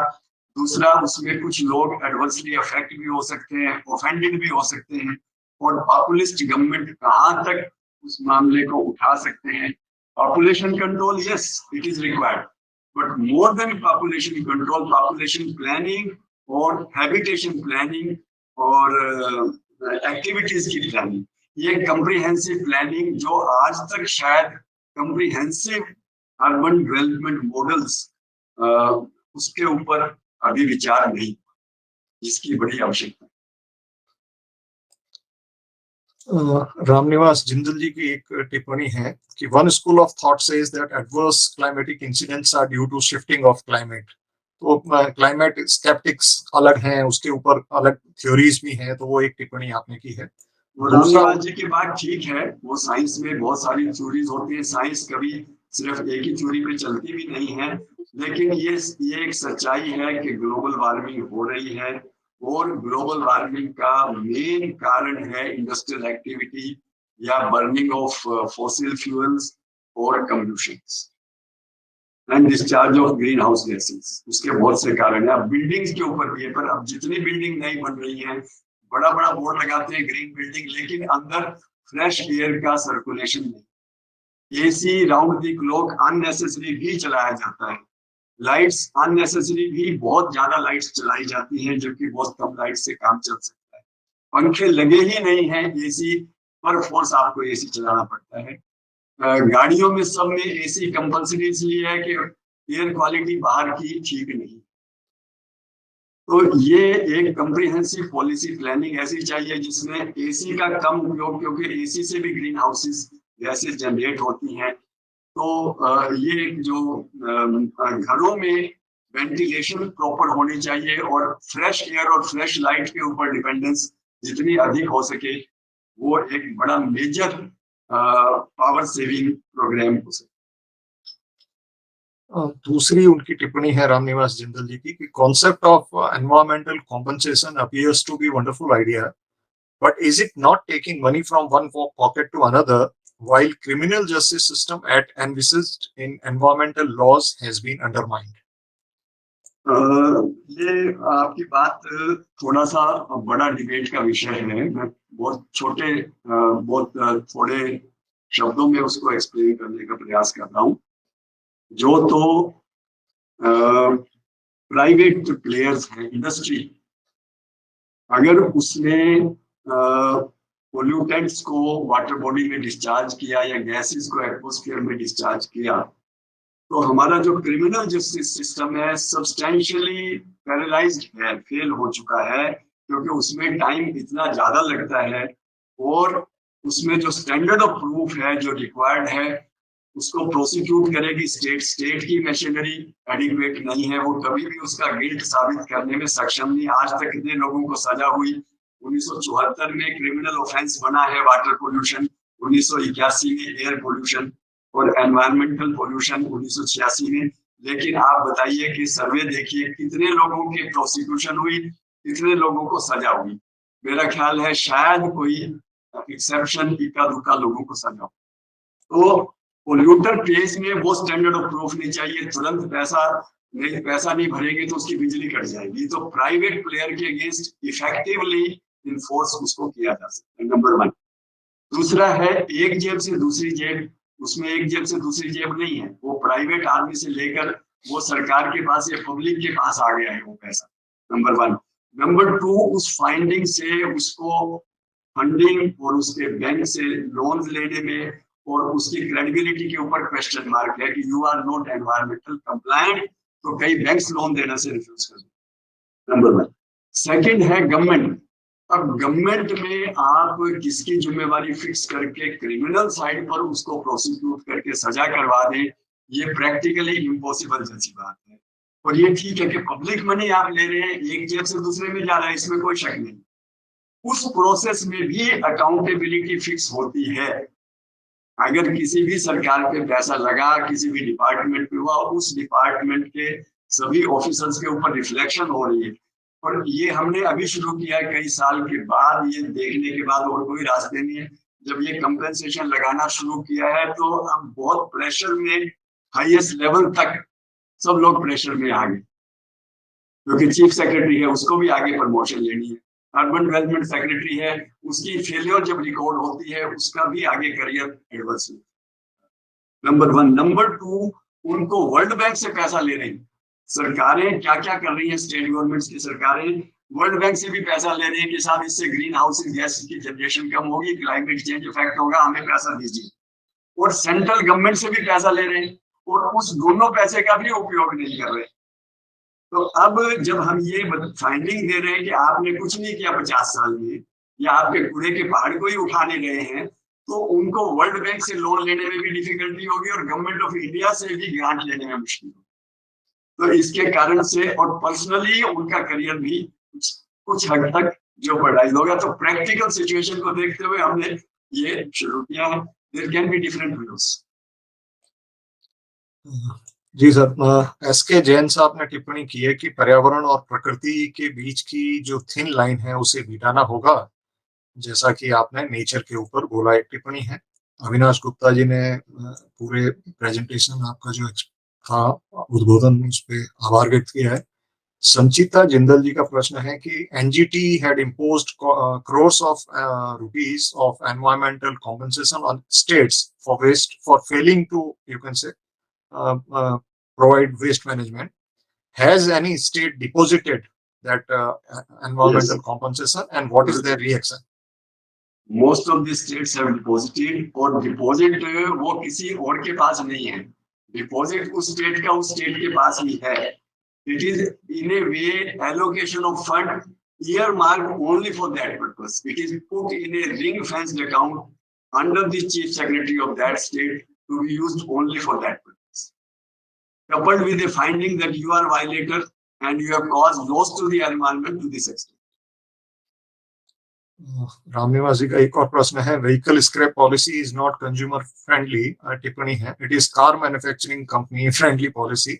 Such a policy is not. Vehicle scrapping policies of government of India. This is a matter of policy. It's not a matter of judgment. There is no judgment that how you do it. It's a policy to handle the scrap for vehicles which are not in use. Madhav Nair ji, आप banking industry से हैं, आपका प्रश्न है, how would west compensate the developing countries as they were the ones who caused maximum environmental damage? They have also not fulfilled their monetary support for the transition. And the second question is, should we introduce carbon pricing and carbon taxing? Madhav Nair ji का प्रश्न। जो western world का ये तय हुआ है कि $100 billion per year they will give, वो अभी पेपर में है। ये बात सही है कि वेस्टर्न वर्ल्ड जब तक वॉलंटरीली आगे नहीं आता, international commitments against western world are not easy to be enforced. So that remains a question whether it will ever happen. Nobody knows. Number one. So climate finance ये issue raise करते हैं in response to you are generating green house gases. चाहे हम 4% total world की कर रहे हैं तो भी वो बार बार जब वो ये कहते हैं कि you are generating green house gases, हम ये कहते हैं गिव अस क्लाइमेट फाइनेंस। तो ये तू मैं वाली बात ही है। और ये कहना बड़ा मुश्किल है कि ये इन्फोर्स कैसे होगा, सिंसियरिटी इसमें कितनी है। यानी पृथ्वी एक है, अल्टीमेटली बर्बाद होंगे, सब होंगे। इस बात को अगर रियलाइजेशन हो, they are in a position to give that fund, they have that fund, and that fund is actually required if you want to shift over to clean fuel of solar energy। Solar panel आपको खरीदने हैं, wind energy उसकी technology आपको चाहिए, nuclear energy उसके लिए आपको technology चाहिए। वो टेक्नोलॉजी के लिए पैसा आपके पास खर्च करने के लिए नहीं है, और विद द रिजल्ट कि आपको कोल बर्निंग पर ही डिपेंडेंट होना पड़ेगा। लेकिन दूसरा एस्पेक्ट है कोल बर्निंग का एडवर्स इफेक्ट। जैसे दिल्ली में 500 से जब ऊपर एरिया होता है आई, तो ग्रेजुअल रिस्पॉन्स एक्शन प्लान एक बनी है, या clean air action plan government of India की भी बनी है, और एनजीटी ने भी ऑर्डर किया है कि नो मोर पोल्यूशन लोड, क्योंकि उसके कॉन्सिक्वेंसेस ऐसे होंगे कि लार्ज स्केल डेथ्स हो जाएंगे, लार्ज स्केल लंग्स डैमेज हो जाएंगे।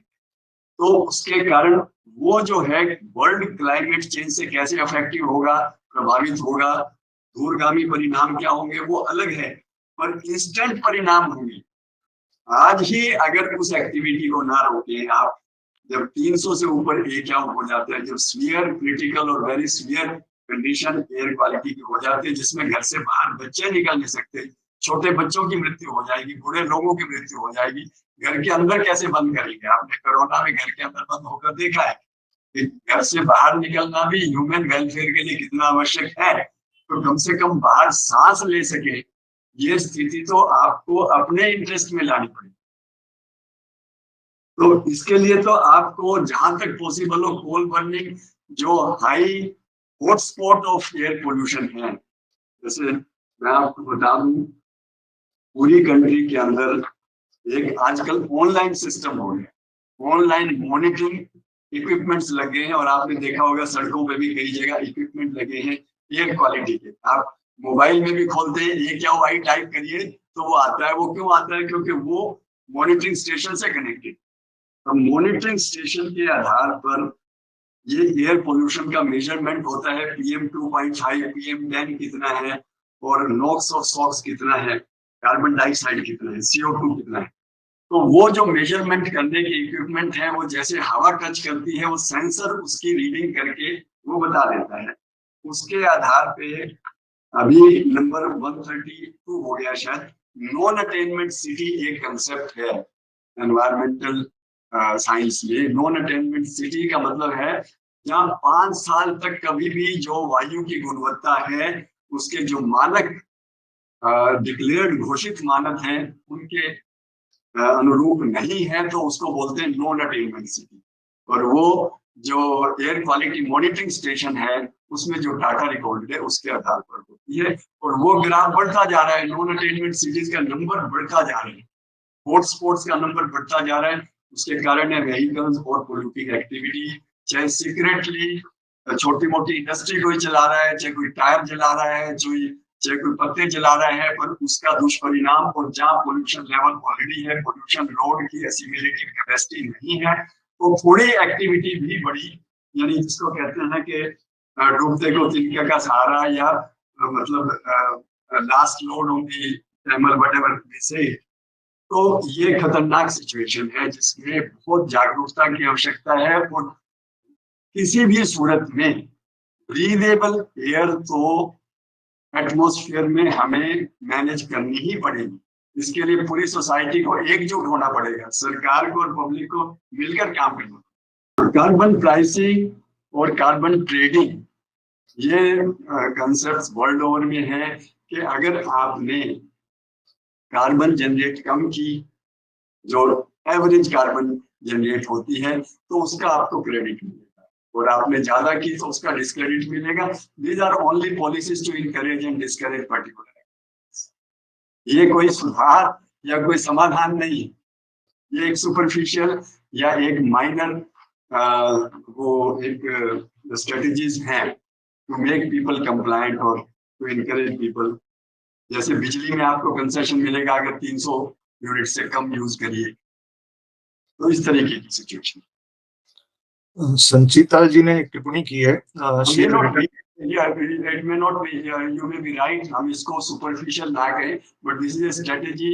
वो अभी कोई बहुत बड़े स्तर पर उसका उपयोग नहीं है और उससे बहुत बड़ा समाधान ऐसा मुझे लगता है, आई एम नॉट एक्सपर्ट, आपकी एक्सपर्टीज को मैं चैलेंज नहीं कर रहा हूँ, पर मुझे लगता नहीं है कि उससे बहुत बड़ा समाधान एकदम निकलेगा, क्योंकि उसकी इन्फोर्समेंट बहुत मुश्किल है। It may be theoretically, this may be A point, certainly. I am not doubting your view because I am not a scientist. I am only a legal expert. जी, संचिता जी की टिप्पणी है, she has written an article, waste has contributed to climate change. She has written that food waste is a big source of methane and we need to have some regulation like Germany has. Absolutely correct. मैंने आपको explain किया कि जो गीला कूड़ा जिसको बोलते हैं food source, it is a great resource for manure and it is very harmful. It generates methane and also foul smell and also contaminates groundwater, also creates leachate. Priyadarshi Dutta ji का प्रश्न है, how will the use of electric vehicles help curb pollution when the generation of electricity itself is heavily dependent on thermal sources? The balance between hydro and thermal sources has heavily tilted in favor of thermal sources over the last 40 years. Renewable energy sources still have long way to go. ये बिल्कुल ठीक है, इनकी बात अपनी जगह बिल्कुल ठीक, बट ये मैटर ऑफ पॉलिसी है और डिबेट है। कुछ लोगों का ये मानना है कि अगर इलेक्ट्रिसिटी जनरेशन से green house generation will be comparatively less compare to diesel and petrol.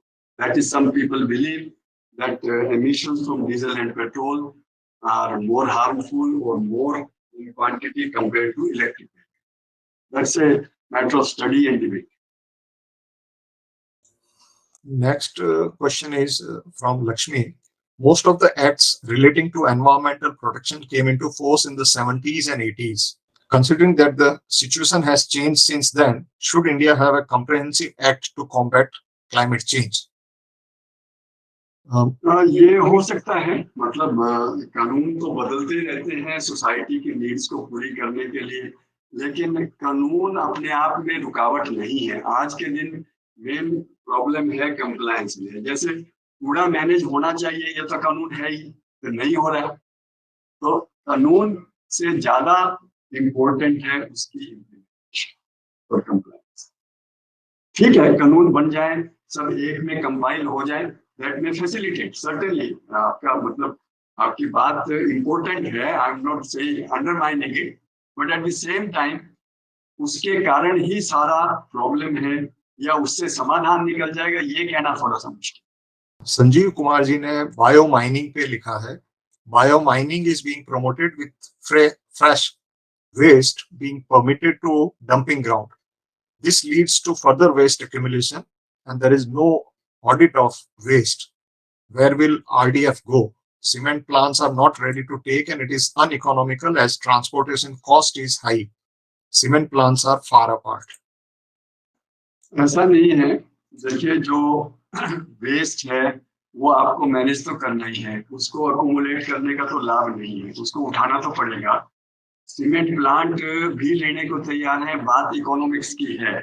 उसके लिए अगर आप ट्रांसपोर्टेशन कॉस्ट को भी बियर कर लें या वेस्ट टू एनर्जी प्लांट उसी साइट पर लगा दें, तो energy can be generated, gas can be generated और energy can be, electricity can be generated. इसके लिए बहुत बड़ी स्कीम्स गवर्नमेंट ऑफ इंडिया की सब्सिडी की भी हैं और इलेक्ट्रिसिटी हाई रेट पे परचेज करने की भी है, तो और उसको लैंड भी फ्री मिलती है। तो जो इंडस्ट्रियलिस्ट है उसको नुकसान नहीं है, जो नुकसान है वो ऑपरेशनल है। वो कह रहे हैं कि साहब हमने काम कर दिया, वो ऑफिसर पैसा नहीं दे रहा है, पैसा देने के लिए अंडर हैंड डीलिंग चाहता है वगैरह वगैरह, इस टाइप के इशू है। और ऑफिसर्स का कहना ये है कि ये काम नहीं कर रहे। तो ये एक कैरेक्टर और इंटेग्रिटी के इश्यूज एडमिनिस्ट्रेशन के अंदर उससे ज्यादा लिंक्ड है। ये जो आप बता रहे हैं, हमारा एक्सपीरियंस ये है कि ये इतनी बड़ी समस्या नहीं है कि सीमेंट फैक्ट्री नहीं ले रही है। Waste to energy plants can be set up और सीमेंट फैक्ट्री भी लेने को तैयार है। XYZ अमाउंट लेना या देना वो है, लेकिन कुछ भी रीजनेबल पैसा खर्च करके, जैसे इंदौर में हुआ है, कुछ अहमदाबाद में हुआ है, कुछ सिटीज में काम हुआ है, उन्होंने इस समस्या को ओवरकम किया है, तो उसी पैटर्न पे बाकी जगह भी ओवरकम किया जाना संभव है। लेकिन पावर जो म्युनिसिपल कमेटीज को, अर्बन लोकल बॉडीज के पास ऐसी मशीनरी या ऐसे कॉम्पिटेंट ऑफिसर्स नहीं हैं जो इस सिचुएशन को हैंडल कर सके, या ऐसे कमिटेड लोग। अदरवाइज सब टेक्नोलॉजी, सारे SOPs are in place, it is certainly possible to. उनका आगे है कि disposal of inerts and good earth is a major problem and leachate, if I leachate is generated by inerts. Yeah, so leachate disposal can be even stored. Inerts can be recycled. It can be used. It can be used in various possible methods. There are, अभी आपको मैं बता रहा हूँ कि 2008 में Tamil Nadu government ने research करके एक बहुत अच्छा डॉक्यूमेंट जो गूगल पर अवेलेबल है, उसको ready reckoner for waste management करके 2008 का डॉक्यूमेंट आपको मिलेगा। और 2017 में गवर्नमेंट ऑफ इंडिया ने प्रैक्टिकली उसी को अडॉप्ट करके 2017 में छापा मिनिस्ट्री ऑफ अर्बन डेवलपमेंट ने, जिसमें सब टेक्नोलॉजी, सब मेथड्स, उसकी कॉस्ट, उसकी टेक्नोलॉजी, उसकी स्पेसिफिकेशन, उसकी डायग्राम, उसकी साइंटिफिक बेस, वो सब दिया है।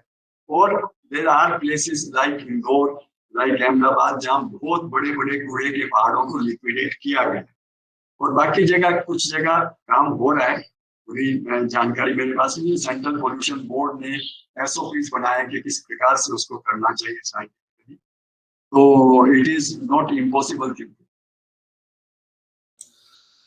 एक टिप्पणी है सर कि बैटरी इज आल्सो पोल्यूटेंट। देखिए, पोल्यूटेंट तो हर एक्टिविटी में है, सिर्फ मात्रा का फर्क है। और फिर ये ultimately what technology to use, what is to be done, ये बेसिकली साइंस का सब्जेक्ट है। मेरी उस पर उतनी एक्सपर्टीज नहीं है कि मैं अथॉरिटेटिवली उसके बारे में कोई कमेंट कर सकूं। इसलिए अगर मैंने कोई कमेंट किया है जिससे किसी का डिसएग्रीमेंट है, मैं उसको वेलकम करता हूं, मैं उसको रूल आउट नहीं कर रहा हूं, क्योंकि ये ultimately we go by expert opinions on this. Sanjeet Purohit ji का कमेंट है, we deeply appreciate the proactive steps taken by your lordship, which has made the government at least think how waste pollution is a big challenge for nation. So that is his comment. Dhanpat Agarwal ji, आप स्वदेशी जागरण मंच के राष्ट्रीय सह संयोजक हैं। आपका comment है कि please give some comments on COP27, COP27, which is concluding today, about mitigation and adaptation. देखिए, आपको मैंने थोड़ा सा कमेंट दिया है, शायद मेरा कहना उचित नहीं होगा क्योंकि उतनी गहराई से मुझे पता नहीं है, पर बात यहीं पर अटकी है कि जो सो कॉल्ड डेवलप्ड कंट्रीज हैं वो कई क्लाइमेट फाइनेंस के लिए इम्प्रैक्टिकल कंडीशंस लगा रही हैं, और जो सो कॉल्ड डेवलपिंग कंट्रीज हैं वो क्लाइमेट फाइनेंस के बिना सिचुएशन में मेजर सब्सटेंशियल चेंज और प्रॉम्प्ट चेंज करने में असमर्थता। तो इसलिए कोप्स हो रहे हैं, 27 हो गए हैं और आगे 27 और हो जाएंगे। इसके बारे में कोई only thing I can say is let us hope for the best. इसके बियॉन्ड मेरा कुछ कहना डिफिकल्ट होगा। प्रियदर्शी दत्ता जी ने प्रश्न पूछा है कि can NGT admit any sweet against government policy of scrapping car if some litigant takes it to the tribunal? हो सकता है, अगर कोई आधार हो, ऐसा साइंटिफिक आधार हो तो उसको हम एग्जामिन कर सकते हैं। उसमें अगर दो व्यूज पॉसिबल हो तो गवर्नमेंट के व्यू को हम नहीं रिजेक्ट कर पाएंगे। अगर बिल्कुल पैल्पेबली रॉन्ग व्यू है और पर्यावरण के सुधार के लिए कोई चीज पेटेंट है जिस पर अथॉरिटेटिवली कहा जा सके कि यही ठीक है और बाकी सब गलत है, तो उतनी jurisdiction NGT. If there is any irrational view, that can be annulled, but not a debatable. Narendra Kumar Jain ji का उन्होंने टिप्पणी की है, lordship has given many orders in which profit from environment violation is to be treated as an offence under PMLA. Please elaborate on its maintainability. नहीं, वो PMLA act में ही ऐसा लिखा हुआ है कि शेड्यूल्ड ऑफेंस की डेफिनेशन में जो शेड्यूल है उसमें एनवायरमेंट एक्ट, वाटर एक्ट और एयर एक्ट भी है, और उसमें लिखा है कि if you derive any profit by activity which violates the particular acts then it is an offence under PMLA। तो ये उसमें सेक्शन में आप PMLA एक्ट उठाकर देख लीजिए और उसकी ऑफेंस की डेफिनेशन और सेक्शन 3, सेक्शन 4 और शेड्यूल देख लीजिए, तो उसमें ऐसा लिखा है। उसके आधार पर हमने ऐसा बोला। आपने मान लीजिए कोई डिवाइस लगाना है एयर पोल्यूशन कंट्रोल, वो नहीं लगाया और उसके कारण प्रॉफिट बनाया, या वाटर पोल्यूशन कंट्रोल डिवाइस नहीं लगाया उसके कारण प्रॉफिट बनाया, तो that would be certainly an offence which falls under PMLA। ये हमने एक व्यू लिया है on interpretation of PMLA। There may be different views, law का फील्ड ऐसा है जिसमें हो सकता है आपका व्यू डिफरेंट। आगे है कि you have given many orders, NGT has given many orders in which in spite of industry having applied for groundwater NOC on time and the regulator or statutory authority has not acted upon, the industry is held to be in violation. While this वो उसमें क्योंकि कानून जो supreme court की judgement है उसमें ये है कि इवेल्युएशन करना पड़ेगा कि ग्राउंड वाटर रिप्लेनिशेबल है या नहीं है और ग्राउंड वाटर कितना है, और उसका मीटर लगाना पड़ेगा कितना वाटर आपने यूज किया। जहाँ पे कोई मीटर लगा नहीं है, जहाँ रिप्लेनिशमेंट की कोई स्टडी नहीं हुई है, कोई ऑपरेशन नहीं हुआ है और डार्क जोन ऑलरेडी नोटिफाइड है कि यहाँ ग्राउंड वाटर नहीं है या बहुत कम है या क्रिटिकल जोन है, तो सिर्फ एप्लीकेशन देना cannot be an excuse. That's what we are saying. क्योंकि रेगुलेशन चाहिए। रेगुलेशन का मतलब mere making application is not complying with regulation. आगे उन्होंने लिखा है, while this could be applicable to new industry, does this not cause injustice to an operating? Supposing ground water नहीं है और आप उसमें फिर भी ग्राउंड वाटर निकालते हैं तो कॉन्सिक्वेंसेस आर सो डिजास्टर्स, जो in terms of money the loss to the society और atmosphere will be very very high, क्योंकि it will add to the salinity of the whole water and it obstructs the flow of rivers, जिसकी value बहुत ज्यादा, जितना आप profit बनाएंगे उससे लाखों गुना ज्यादा है। तो इसलिए we have to balance the society's need and individuals need.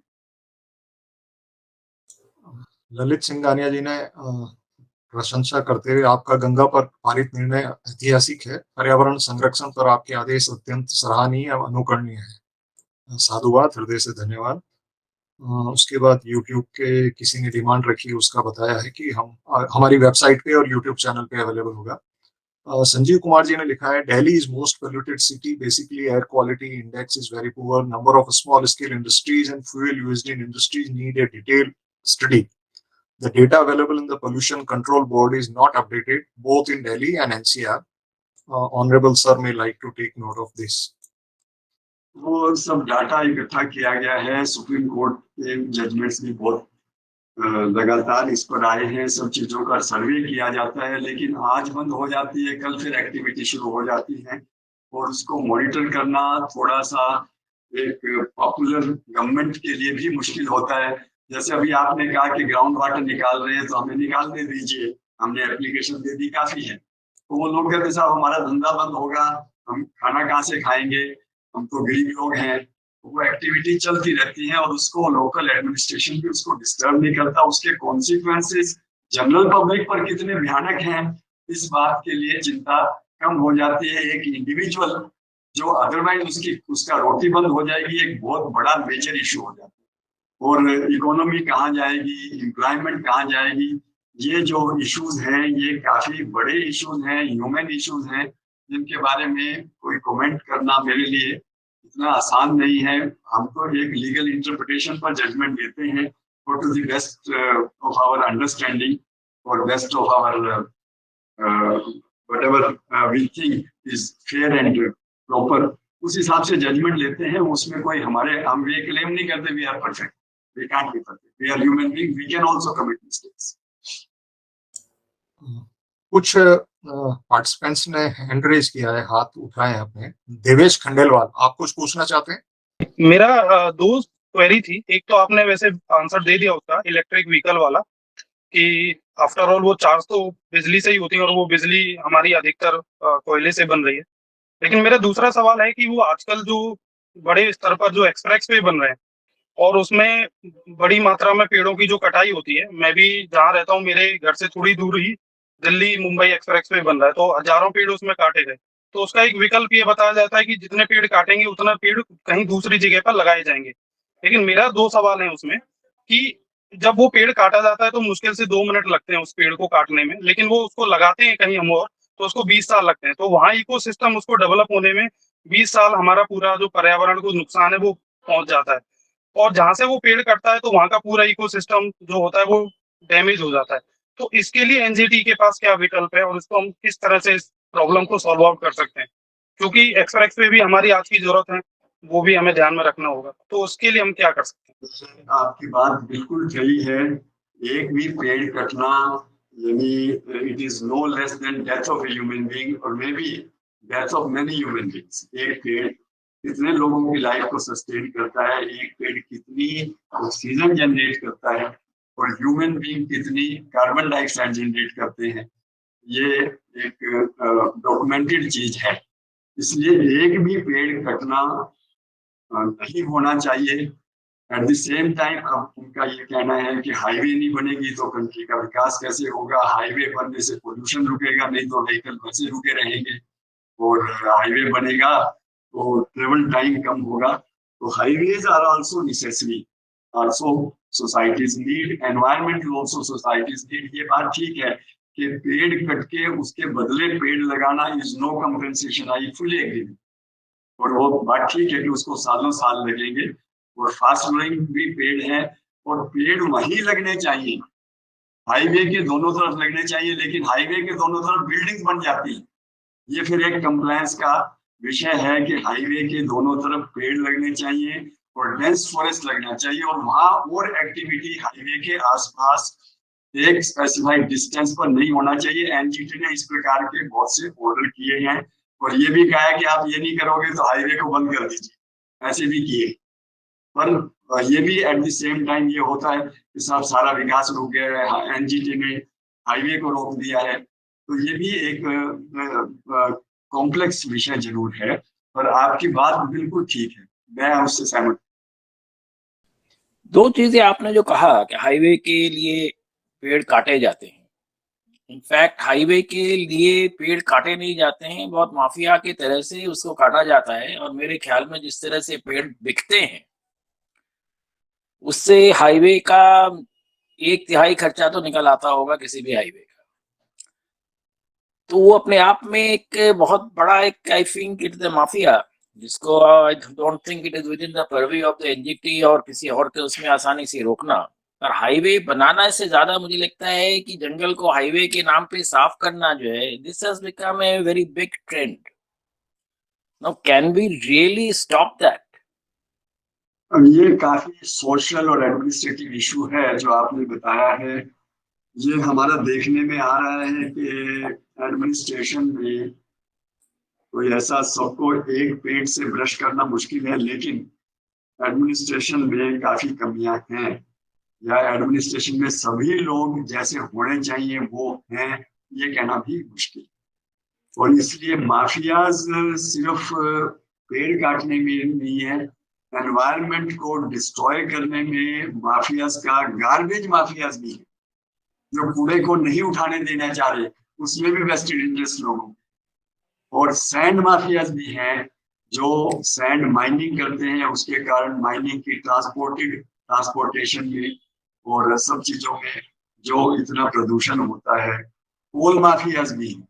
तो माफियाज का बहुत बड़ा रोल है, और माफियाज को कैसे कंट्रोल किया जाए ये भी एक सोसाइटी के सामने इतनी बड़ी समस्या है कि अगर हम माफियाज को कंट्रोल कर लें तो शायद काफी हद तक पोल्यूशन, पर्यावरण की सुरक्षा भी शायद काफी हद तक हो जाए। आपने देखा होगा जो माइनिंग को रोकते हैं उस ऑफिसर्स को मार दिया जाता है, अभी रिसेंटली ट्रक के नीचे उसको मार दिया गया, और जो पेड़ काटने से रोकता है उसको मार दिया जाता है। तो उसको प्रोटेक्शन उतनी अवेलेबल नहीं है। जो माफियाज आर सो पावरफुल, उनके पास वेपन्स हैं, उनके पास रिसोर्सेज हैं, और there is to some extent nexus between criminals and politicians, जिसके लिए बहुत से पॉलिटिशियंस पे केस भी चल रहे हैं और बहुत सी कोर्ट्स में कमेंट भी हुआ है। पर मैं कोई इस बारे में, मेरे पास डाटा नहीं है, पर ये प्रॉब्लम जरूर है, और आपकी बात को इसको रिजेक्ट नहीं किया जा सकता कि माफियाज की वजह से भी काफी समस्या।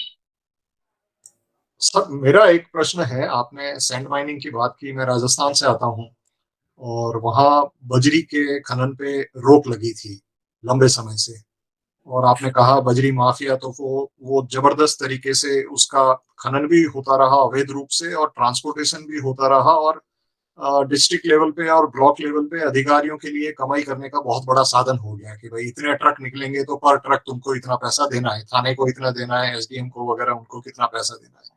आपने उनके आतंक की भी बात की, और अधिकारियों को धमकाना, कोई रोकने वाला हो, पत्रकार हो, अगर कोई रिपोर्ट करे उसको धमकाना, और पॉलिटिकल नेक्सस है, सब कुछ है। लेकिन समस्या सबसे बड़ी यह है कि कंस्ट्रक्शन की एक्टिविटी पूरी रुक जाती है। तो कंस्ट्रक्शन, लोगों को घर बनाने, लोगों को स्कूल बनाने, लोगों को हॉस्पिटल बनाने, उसमें हम बजरी का क्या विकल्प हम दे सकते हैं जिससे ये रेत का खनन, नदियों का जो उसमें से बालू निकालते हैं, रेत निकालते हैं, उसका खनन रुक सके, कुछ अल्टरनेटिव तैयार हो कंस्ट्रक्शन के लिए, ऐसा क्या हो सकता है सर? पहली बात तो बात आपकी ठीक है, जिस चीज की आवश्यकता है तो उस आवश्यकता को पूर्ति करने के लिए कोई ना कोई सामने आएगा, और वो पूर्ति करने में अगर प्रॉफिट इन्वॉल्व है तो जरूर सामने आएगा। तो एक इट इज, जैसे प्लास्टिक भी है, वो कहते हैं साहब लोगों के पास विकल्प नहीं है, तो ये एक चीप रेमेडी अवेलेबल है, कैरी बैग में सब चीज डालकर ले जाना सस्ता है। ये बात ठीक है, कन्वीनियंट है, पर मेरा सवाल ये भी है कि हम कितनी कंस्ट्रक्शन एक्टिविटी करें जो हमारा लाइफस्टाइल बन रहा है। उसमें तो जितनी कंस्ट्रक्शन एक्टिविटी होगी वो भी बहुत कम होगी, और फिर कंस्ट्रक्शन एक्टिविटी के लिए हम खेती वाली जगह को भी हम ऑक्यूपाई करेंगे, और कंस्ट्रक्शन अपने आप में ही पर्यावरण के लिए पर्यावरण को प्रदूषित भी करता है, तो कंस्ट्रक्शन एक्टिविटी पे भी को भी लिमिट करना पड़ेगा। दूसरा है विकल्पों की बात। विकल्पों के बारे में तो ये है कि अगर उसको साइंटिफिक करें माइनिंग, तो प्रॉफिट कम हो जाता है, और माइनिंग को सरकार ठेकेदार को ना देकर खुद करे, अपनी कारपोरेशन से करवाए। पर फिर यही है कि सरकार की मशीनरी की विश्वसनीयता कितनी। तो ये अल्टीमेटली जो सोशल पॉलिटिकल लाइफस्टाइल, ये इश्यूज इन सब के साथ जुड़े, और इनको अगर साथ में जोड़े, समस्या का समाधान एक आइसोलेटेड नहीं हो सकता, एक कम्प्रिहेंसिव सॉल्यूशन के लिए सब चैप्टर्स को इकट्ठा लाना पड़ेगा। पुराने हमारे जो मुझे लगता है मंदिर बने, किले बने, उनमें जो रॉ मटेरियल्स यूज होते थे, मुझे लगता है उनको वापस से खोजना चाहिए कि हम जो वो आवश्यकता है। अल्टीमेटली हमें पुराने समय पर आना पड़ेगा और पुरानी प्रैक्टिसेस को हमें लाना पड़ेगा, चाहे वो हमारा जो कंज्यूमरिज्म है उसको रोकना पड़ेगा।